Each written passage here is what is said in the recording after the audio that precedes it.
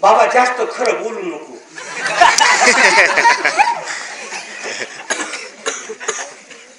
दोन तीन केळं होते, आम्ही आपलं बसले बसले खाल्ला. आल्या आल्या तवर चहा टाकला बायकोन. अशोकला म्हणली माय माझी सांभाळून पोरा. अशोक मला काही अडचण नाही, आपल्याच गावात फिरायचंय. ते काल टीव्हीवर बघितलं होतं तिनं, दाभोळकरला गोळ्या घातल्या. खरं बोलणाऱ्या लोकांना या देशात गोळ्या घातल्या जातात. गोळ्या घातल्या जातात. खरं बोलायचं तर गोळ्या घातल्या जातात या देशातल्या लोकांना. मी माझ्या माईला म्हणालो, मी लोकांना बरं बोलावं यापेक्षा मी लोकांना खरं बोललेलं बरं राहील. खरं बोललेलं बरं.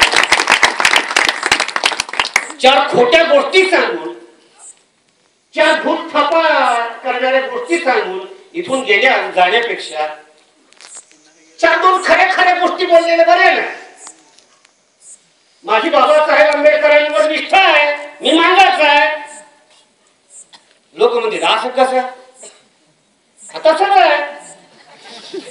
मी मांगाचा आहे, बाबासाहेब आंबेडकर मला जीव की प्राण वाटतात. आता त्याला कसं करावं, फाशी द्या.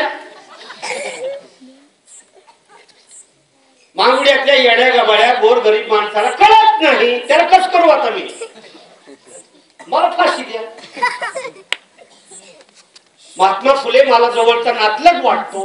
गौतम बुद्ध माझ्या घरातला माणूस वाटतो. शाहू महाराज माझ्या भाकरीची तजवीज करतो. त्याला आरक्षण दिलं. बाबासाहेबांनी कायदा केला म्हणून मांगाचं पोरगं प्राध्यापक झालं.